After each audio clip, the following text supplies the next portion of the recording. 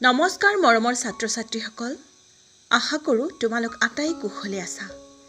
আজি মই তোমালোকৰ কাৰণে চতুৰ্থ শ্ৰেণীৰ অংকুৰণৰ প্ৰথম পাঠ মোৰ দেশ ভাল পদ্ধতি লৈ আহিছোঁ।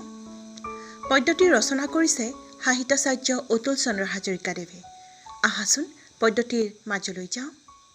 প্ৰথমতে পদ্ধতি শুদ্ধ আৰু স্পষ্ট উচ্চাৰণেৰে পঢ়িবলৈ চেষ্টা কৰোঁ। আহাচোন। পদ্ধতিৰ নাম মোৰ দেশ ভাল। সকলো দেশত কৰি মোৰ দেশ ভাল, চৰণত সেৱা যাৰ কৰোঁ চিৰকাল। ক'ত আছে এনে মাটি সোণৰ চপৰা, ক'ত আছে এনে পানী সুধাৰ নিজৰা, ক'ত আছে এনে ধান এই ধৰণীত, ক'ত আছে এনে ধন হাবি বননিত, ক'ত আছে এনে পলু এৰি মুগা পাত, ক'ত আছে এনে পক্ষী অমাতৰ মাত, ক'ত আছে এনে ফুল ফুলে 12 মাহ, ক'ত আছে এনে ফল দেখিলে উলাহ, ক'ত আছে এনে ঠাই সৰগ ফুলনি, ক'ত আছে এনে আই সোণৰ গোসানী। ভাই ভনী মিলি য'ত থাকো চিৰকাল, সকলো দেশত কৰি মোৰ দেশ ভাল। এতিয়া পদ্ধতিৰ সাৰাংশলৈ গৈছোঁ। সাহিত্যাচাৰ্য অতুল চন্দ্ৰ হাজৰিকাদেৱে ৰচনা কৰা মোৰ দেশ ভাল পদ্ধতি এটি দেশপ্ৰেমমূলক পদ্য।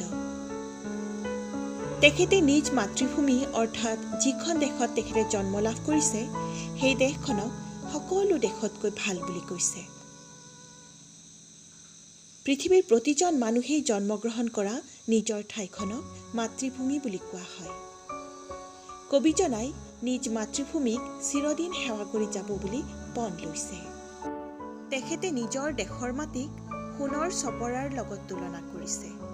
অৰ্থাৎ সোণ যিদৰে এক মূল্যৱান ধাতু, নিজ মাতৃভূমিৰ পলস পৰা সাৰুৱা মাটিও সিমানেই মূল্যৱান।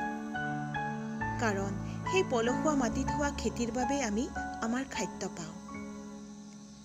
লগতে ইয়াৰ পানীকো সুধাৰ নিজৰা বুলি কবিয়ে বিভূষিত কৰিছে। সুধাৰ নিজৰা মানে হ'ল অমৃতৰ দৰে পানী। তাৰ মানে হ'ল নিজ মাতৃভূমিৰ পানীও অমৃত সমান।